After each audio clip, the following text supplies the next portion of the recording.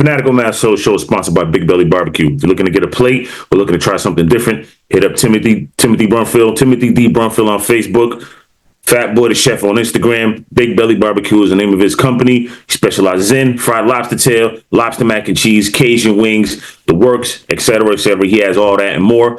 Like I said, if you're looking to get catered, he'll take care of you. You will not be disappointed. Big Belly Barbecue is the name of his company. Fat Boy the Chef on Instagram. Timothy D. Brunfield on Facebook. Check him out.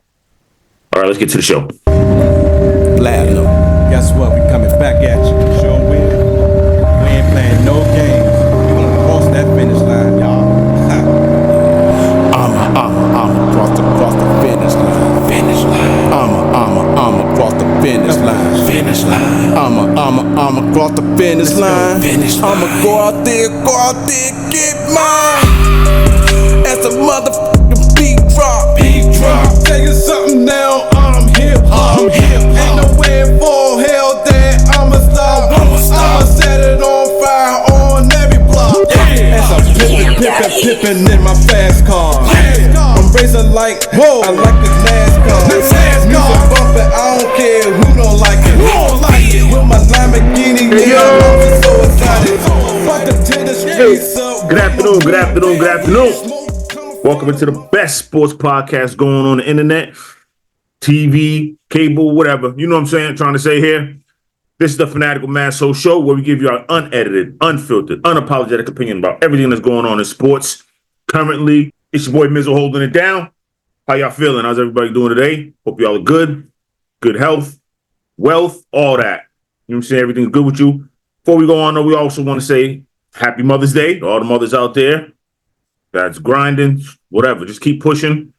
We appreciate all y'all. Definitely appreciate my mother, my wife, my sister. You know what I mean? Everybody that's a mom that's doing the damn thing, not asking for attention, just doing it because, you know, that's what we parents. You know what I mean? That's what you're supposed to do. So love to the mothers out there. Happy Mother's Day. All right. We got a good show for y'all today, though, man. We're going to talk more about the NBA playoffs. Draymond Green says, he's an angry black man, or he's been treated like he's an angry black man. He's sick of the narrative. So we'll get into a little bit of that. And then before we go, I'm going to give you my opinion. What's the best comeback in NBA playoff history? So stick and stay for that. We appreciate you so much, everybody that's been subscribing, supporting, watching. Love is love. Sorry, I love you, we should say. You know what I mean? I don't want to take other people's lines. But yeah, love is all love. Remember, like, subscribe, share, comment, support the movement. All right, here we go. So we're talking about these 4 series that we got going on, man. It's been, pretty, it's been like March Madness in May.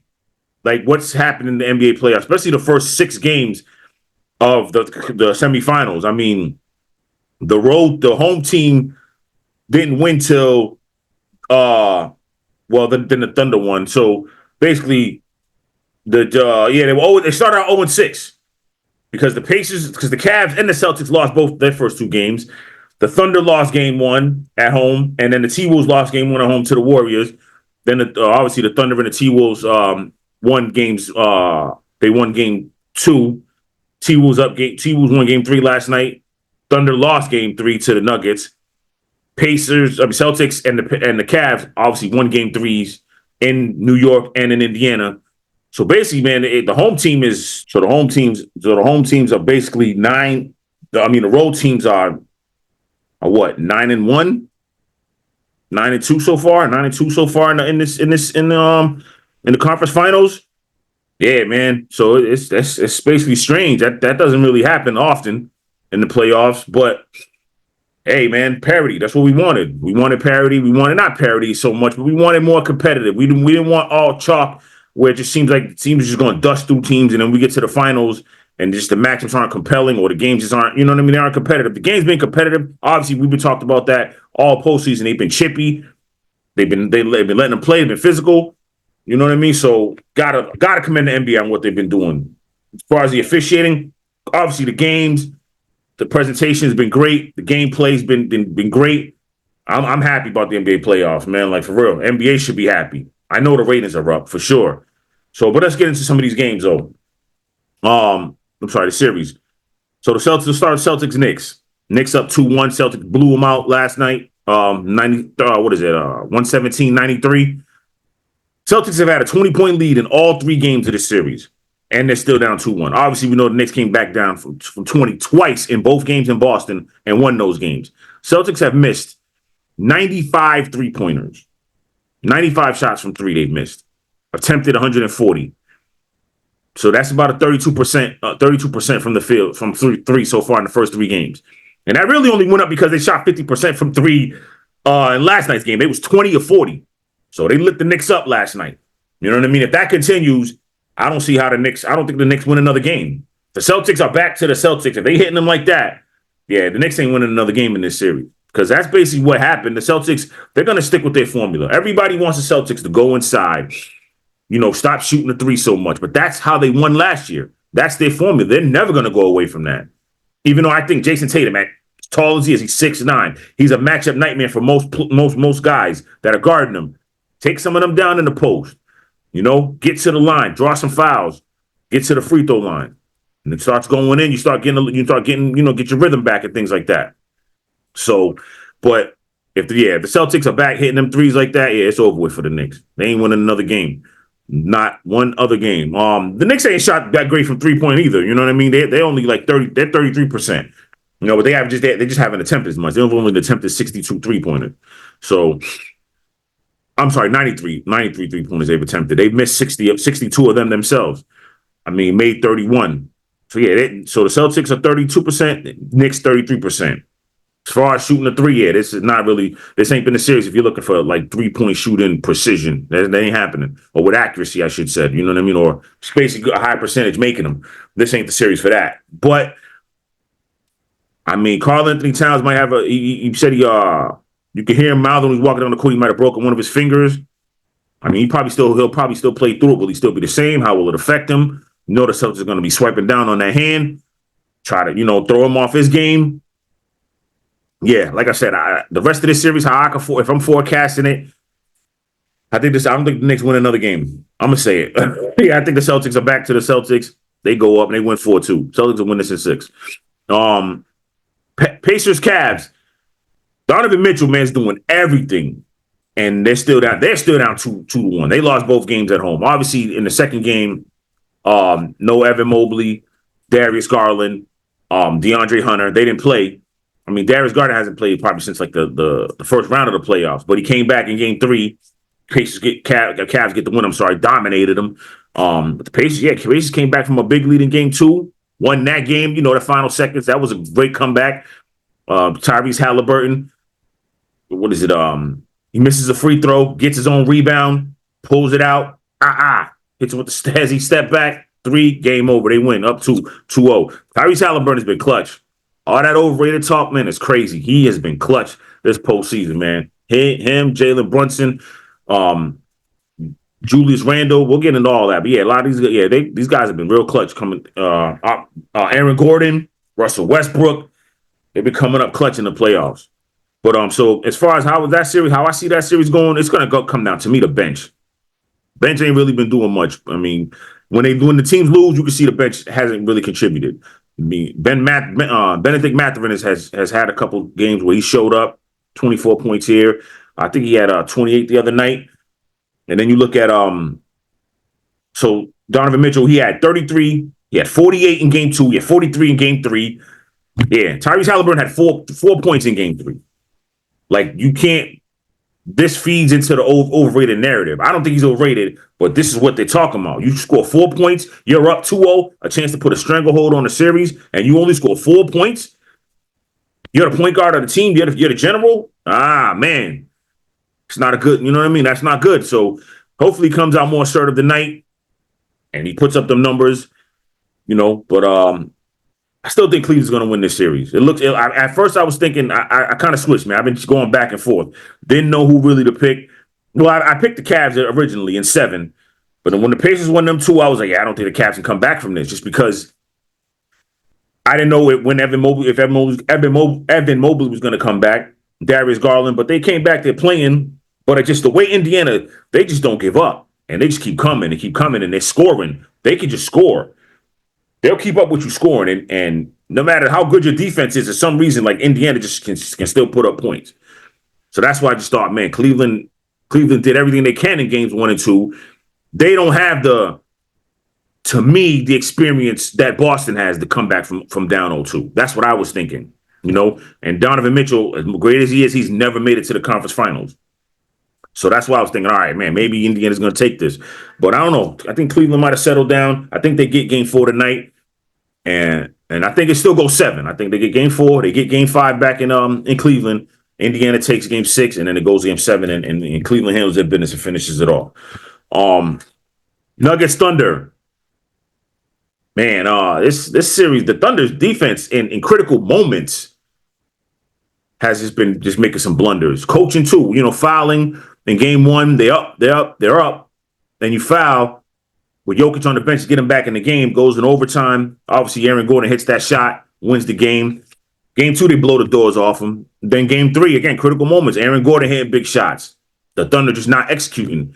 I mean, what's his face? Shea's doing his thing. He's scoring his points, but it just, to me, their defense is what's letting them down. Just critical mistakes. Not even just their defense, just critical mistakes and not executing down the stretch, which what got them to this to winning over 60 games is what's hurting the Thunder right now.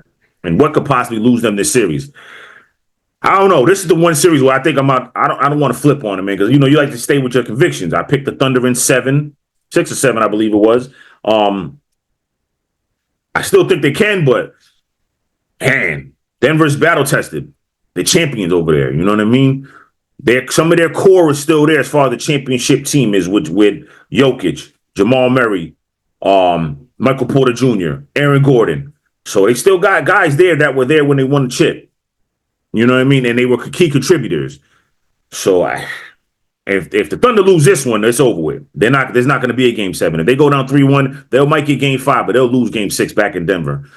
So yeah, it's going to be it's going to be because of the critical mistakes or just not executing down the stretch in games. That's what's going to lose the Thunder this series. They got to get better at that, especially being the team they are. You have the best record in the league. Yeah, you got to show up. You got to show it. You know what I mean?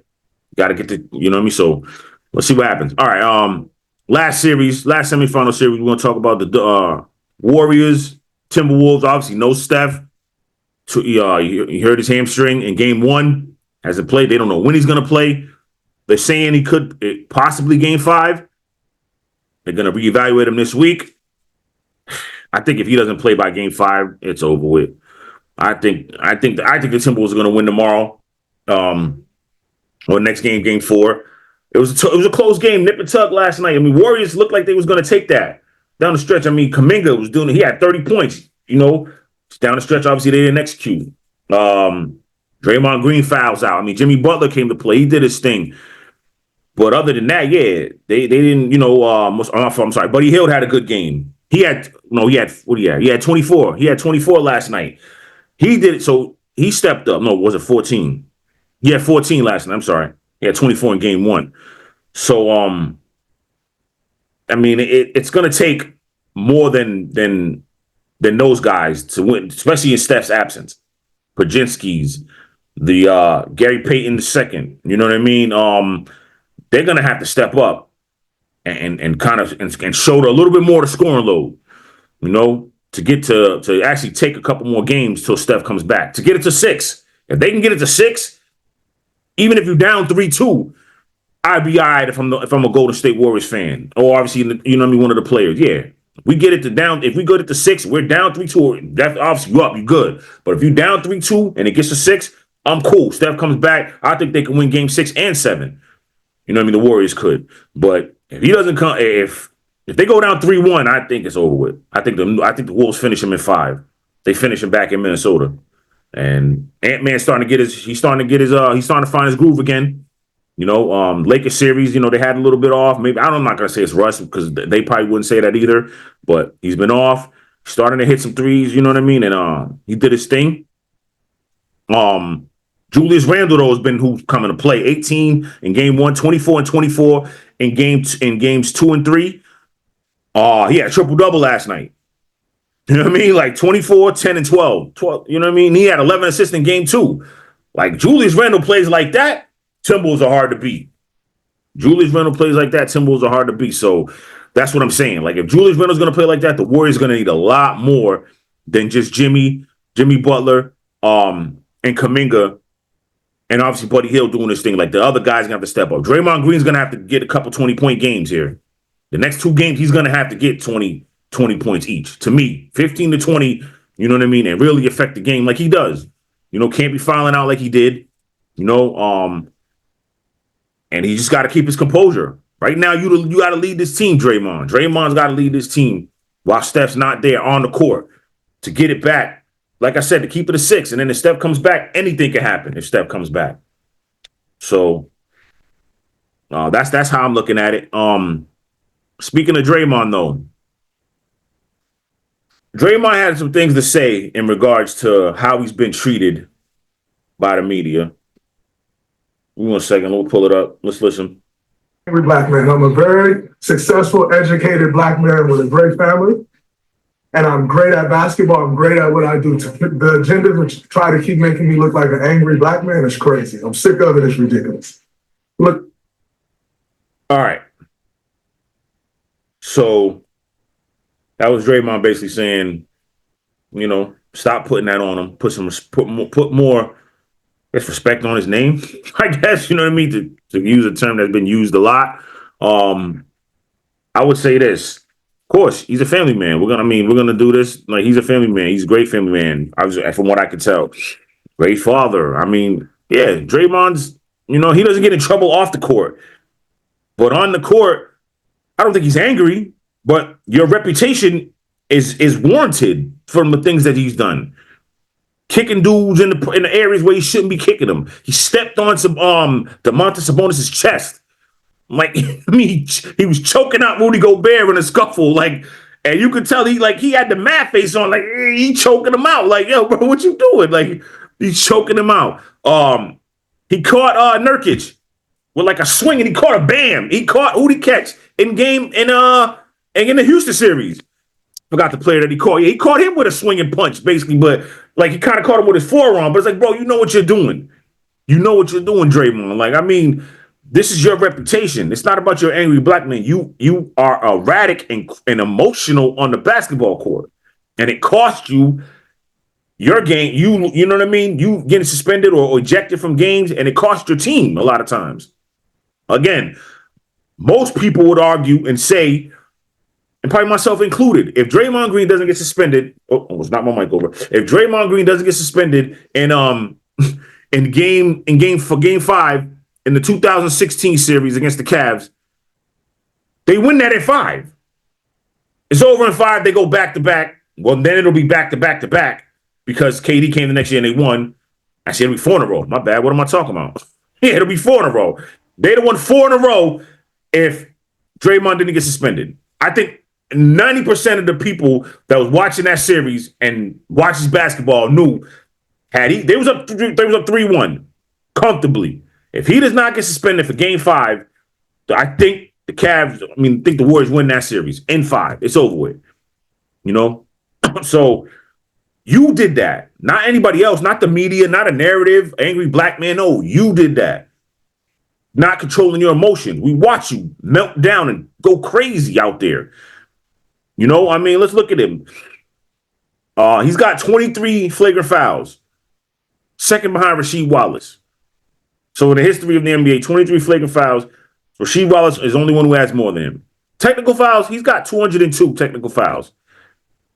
He's the only player in the past 5 seasons to receive more than 20 technical fouls. The only player. I don't think that's the NBA picking on him. And he gets away with a lot. That's the other thing. If you watch Draymond Green when he's going at these refs and he keeps going and they let him go, they might give him a tech, and they let him go. And he keeps talking, he keeps berating them. And they give him so much leeway because they don't want to kick him out. But sometimes he goes too far where they have to. He gets a second tech. Come on, Draymond. You're not this angry black man narrative. That's nobody spinning that. That's you thinking that. And I'm sorry you think that, but that's not what it is, brother. We see you out there. They see you out there. Your emotions get the best of you a lot. A lot. No one, I mean, at this point in his career, you can't tell him to change. What is he? Draymond's what? You know, he's at least what, 13 years in the league? You know what I mean? Like, yeah, around there. You know what I'm saying? Like, so, I mean, you're a veteran. He ain't gonna change his Tigers don't change their stripes. He's not gonna change. But it's gonna keep costing your team, you know? And as your talent diminishes, because obviously you get old and attrition kicks in, teams aren't gonna put up with that. Golden State isn't gonna put up, the Warriors aren't gonna put up with that much longer. Again, my opinion. I'm not wishing none of him to lose his job or get traded, none of that. But you can't keep doing this. And then once your talent and your abilities wane and you can't do the same things you used to do, the way you impacted defensively and all that. This year's been great. Again, a lot of people voted him defensive player of the year. I wouldn't have been mad if he won. You know what I'm saying? Obviously, Evan Mobley didn't win it, but I wouldn't have been mad if Draymond Green won it. He would have deserved to win that. He's been great this year. Draymond Green's been great this whole season. But it's just these emotional things that happen. Still, this late in your career, still happening. Come on, Dre. You got to get it better. You got to get together, baby. It's not an angry black man. It's not the media spinning that. It's just your reputation. It's what you got going on that people see. You know what I mean? That you're showing them with their eyes. It ain't nothing that people are creating or making up a fake narrative. It's what you're showing them. So, I don't know. That's all I can say about that. So before we go, I want to get into, we think about certain topics and be like, hey, what do you think? Because we're fans, obviously. I'm a fan. You know me, fans. Last week we talked about the most disrespectful dunk of all time. The greatest comeback of all time. This is what I thought about this week. There's a few, man. You could think of a couple of them. I mean, the Celtics coming back down from 25 in game, I believe it was 3 against the Nets in 2002. Eastern Conference Finals. Man. What was it? There was a couple other games. You know what I mean? Obviously, the Cavs down big to the Pacers came back and won that game. This is coupled with other Warriors in the last few seconds coming back to win that game. I mean, so that there's been a few of them, but my greatest comeback of all time is obvious. And if anybody doesn't pick this, then whatever. You know what I mean? You're crazy. You know what I'm saying? You're wrong. I'm right. How about that? Reggie Miller scoring 6 points up in the final 9 seconds against the Knicks in 95 Eastern Conference semis. He hits a 3, obviously steals the inbounds, retreats right to the 3-point line, bangs a 3, gets fouled on a loose ball, on a missed free throw by the Knicks, and then by John Starks, and he goes down, hits the 2 threes. That's the ball game. Over with. That's my greatest comeback to me. You know what I mean? Like the greatest comeback doesn't got to be 25 points down. That game should have been over. Knicks should have probably salted that game away and won that. And there wasn't that many. It was only like 25 seconds left in the game. Obviously we seen what happened the other night with the Pacers and the Cavs. The Pacers outscored them 8-0. You know what I mean? With like 40 seconds left and won that game. So that's what basically got me the idea. That brought me to the idea of, hey, what do you think's the greatest comeback? And that's my greatest comeback. I think what Reggie Miller did, that was remarkable. That was great. That's all-time legendary. Tell your kids about it. Look it up on YouTube. You'll find it. They'll probably be talking about the Tyrese Halliburton or the Pacers coming back against the Cavs in game 2. They'll probably be talking about that too. Tyrese Halliburton hitting that shot. Especially if the Cavs win the series. If they don't win the series, they might not talk about it that much. We'll see. All right, we got to get out of here, though. Again, happy Mother's Day to all the mothers. Love you. Enjoy the games. Peace and blessings to everybody out there. This has been the Fanatical Massholes Show. It's your boy Mizzo. Remember, like, subscribe, share, comment. Yeah. Enjoy your weekend. Easy, word. I'm across the finish line. I'm across the finish line. I'm across the finish line. I'ma go out there, get mine. As a motherfucker.